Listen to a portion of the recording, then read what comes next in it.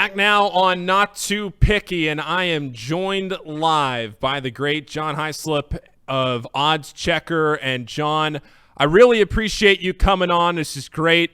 I'm really excited for this one to talk to you about. We got a loaded slate of football this weekend, a lot of things to talk about. Before we get into football, though, John, I have a question for you. What's up? There are some big home runs that are on the table in baseball here in the next couple of weeks. You have Judge's 61st and 62nd. You have Pujols' 700th. If you were to catch one of those three balls, John, what would you do with them? Ooh, that is a good question. I don't know. To be honest with you, I have no idea what I would do with Albert Pujols' 700th home run. Do you hang on to it? I mean, do you give it to somebody? I mean, I think they're going to pressure you to get the ball.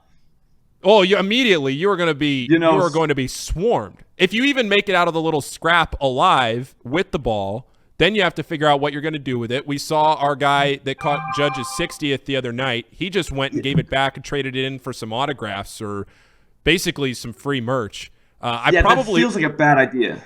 No, here's what I will say. I respect giving it back. I respect the idea of trying to just be genuine and give somebody a meaningful ball. But at the same time, sorry, man, that pays for a house. Yes, yeah, the Pujols one you gotta keep. You gotta figure out how you get out of it. I feel like that's a safer place to catch one. Like if you caught it in St. Louis than like say New York, like in the bleachers. If you catch Judges. I mean, you might have to give it back, just so you can walk out of there alive. Did you see the video of the bleacher creatures the other night? Swarming for that. Yeah, that was insane. And that's just number 60. That's not to tie Maris. Yeah. That's not to break Maris. That's just 60. Yep.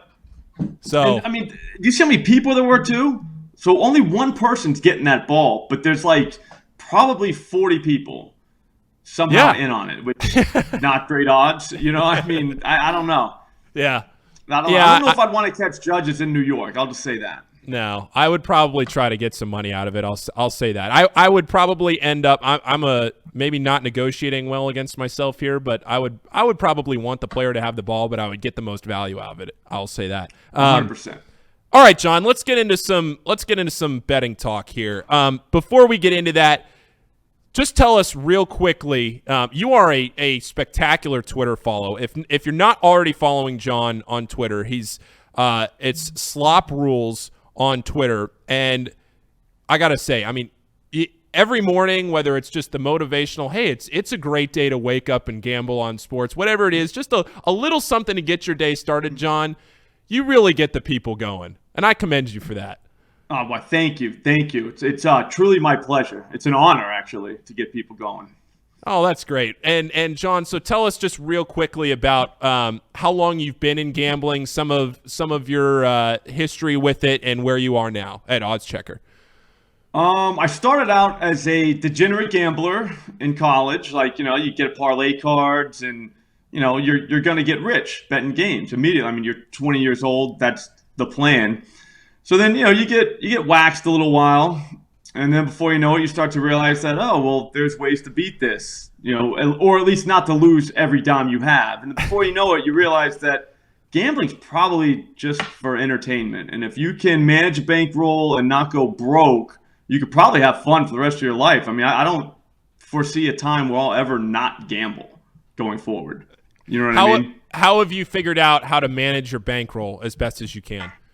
Okay, so one thing I used to like to do was parlay everything. So you don't do that. So that's one thing you do not do. Okay. Just because a game's on TV doesn't mean you have to bet everything in the game, which that's another way to do it. It's just maybe just find one thing you like. Okay. So that could be fun.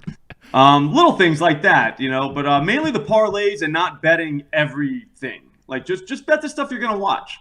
Yeah. Before you know it, yeah, you're not broke. And it's like, wow, this is actually pretty fun, Well, if you've been betting on the Bengals the last couple of weeks, they've been touchdown favorites, and you might be broke if you've been betting everything on them because they have not looked the part in the first 2 weeks of the NFL season. But right now they're sitting around 5 going to New York.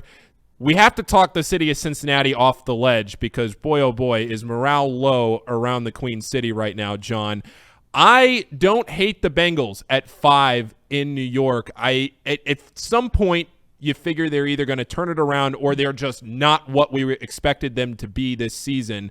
I feel like now that we've had a little bit of a sample size on them, maybe this is the week that they can turn it around in New York against Joe Flacco, who kind of caught lightning in a bottle on Sunday in Cleveland. Do you agree with me, or am I an idiot? My hot take is I think the Bengals win by double digits this week. I mean, you look at the first week, Pittsburgh has a good defense. I mean, I'll give them that. And they really didn't score on Cincinnati. I mean, there was a pick six, so, I mean, that doesn't even count, although it does. But then there was the other touchdown that they scored. I think they started at the close to midfield. So it wasn't like Cincinnati's defense is that big of a problem. Last week against the Cowboys, it was, I think, the first drive, Cooper Rush drove them down. But after that, I mean, I think they only gave up 10 points in regulation. I think that this is the first week they're not facing an elite defense, because I think the Cowboys are also an elite defense, just like the Steelers. And that was pretty much the issue. The Bengals couldn't score. But now you got the Jets who – they just gave up 30 points to the Browns last week. And, I mean, they really shouldn't have won that game. If you watch that game, you know what I mean? Like, that was pretty wild. I mean, they scored 17 points in the fourth quarter. I think this is an opportunity, a real get-right spot for Cincinnati. Well, you know what you're doing, John, and this is a dangerous thing with what you're doing. You're endearing yourself to the city to the point where now I'm going to start to get texts saying, hey, man, that John guy, he was really good. You got to get him on every Thursday. So that I'm just telling you that's what you're doing. And I appreciate it. Okay, so there's your Bengals take. Let's talk now Thursday night football tonight. Those Browns that you just talked about and the Steelers, maybe not the prettiest matchup on paper, but the Browns right around 4 right now. I think that's where it's settling. I like the Browns in this spot. Do you agree? I like the under, which means I don't even want to watch the game, to be honest with you. I mean, this is a tough game. Jacoby Brissett versus Mitch. It's supposed to be windy. That's always tough. I mean, with bad quarterbacks, that's even tougher. But the number's 38. I can't imagine them scoring much more than that. I mean, I'm not an under guy. It kind of makes me sick to even have an under. But this just has all the makings of one of those old Titans Jags from like 5 years ago on Thursday Night Football, like one of those type of games where it's like, God, why are we watching this? But if you're a Browns fan and you're a Steelers fan, then your game is tonight, and good luck to you. I hope it goes under. In the last 3 years, the under is 7-0 in games where the total is less than 39 points. Does that mean anything to you? I don't think so, no. But here's what I'll say about stats. They're useless, right? Except for when they correlate with what you're betting. Then they mean everything. So, yeah, that's huge. Well, absolutely. If you find a stat that rationalizes why you're making a pick, that's what you're going to put your flag in the sand with. And if it doesn't, I mean, that is your narrative to build around your pick in your gambling 100%. Group chat. Yep. Right? Without that, you got nothing. Without that, it's just you on your word. Without that, John, you and I are just sitting here throwing takes into the wind willy-nilly and just trying to pick things out of the air saying, what are we doing with these picks? If you tell me that the under is 7-0 in the last 3 years, which to me, John, is a massive sample size in 7 games. It's huge. You have a ton of data points. If it can get bigger. You have a ton of data points to go on. 3 years worth of data points to go on. Yeah. And that's a long time. That's a long time. So, okay. So you're making me feel real good about the under tonight here up in Cleveland. What else are we doing around week 3 here, John? What are you looking at? All right, so I'm a player prop guy. So they're all just starting to kind of trickle out now. So I'm going to look at the quarterback against the Lions, just because we've seen them get torched through the air. So I think they're playing the Vikings. Everyone's going to be down on Kirk Cousins. I bet you he has a bounce back week this week. I don't know, he's not setting records, but if his total's over 280, I'll probably end up taking that, even though, he did lay an egg on Monday Night Football. That was tough to watch. That was I as somebody that gave out the Vikings in that game. That was a miserable game to watch. Miserable game. Yes, I had the team total over, I think it was 23.5. I was a genius for getting it under 24, because that's the key number there. It's a key number. Again, just to rationalize. Yeah, exactly. I mean, it's a key number. So, of course, huge number. Yeah. So then they did what they did. And the worst part was they kept moving the ball, which made it even worse. You know what I mean? Like, if you're going to only score 7 points, don't even move the ball. Don't get down to the red zone for me. Let me get my hopes up, and then bam, now you throw a pick. Now you throw another pick. Keep punting from your own territory and just straight me along. The whole time. And just be like, hey, well, they got us. It's just a bad night. It's not the whole like, man, we might still get this, and then no, we're not. Irv Smith drops that touchdown. Come on, guys. You're better than that. But that sets you up for a bounce back week. So there's that. Yeah. So if you want to go back on the Vikings, you can do that. Yeah. Just know that if you lose twice in one, then that's a problem. I am with you, John. I do like the Vikings in this spot. And it was primetime Kirk Cousins, too. He can't be expected to win in that spot. Nope. That's on us. That was our fault, actually. That's our fault. Yes. That's 100% our fault. Or you could blame the NFL, too, for even putting him in that position to begin with. Why do we keep throwing him in prime time? Yep. At some point, don't they learn their lesson? Oh. They should. They should. No one wants to see Kirk Cousins in prime time. No one. No, at least not now. I don't think he likes it. Didn't he say something about that before? Like that he enjoys like the day games and stuff like that. Like that he goes to bed. Yeah, like 1 o'clock. I remember reading something about that.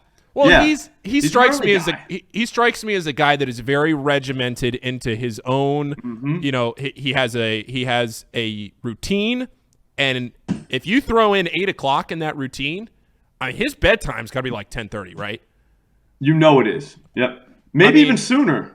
Yeah, like in the third quarter, he's going to bed. Yep. So on a normal night. Yeah. So it's brutal.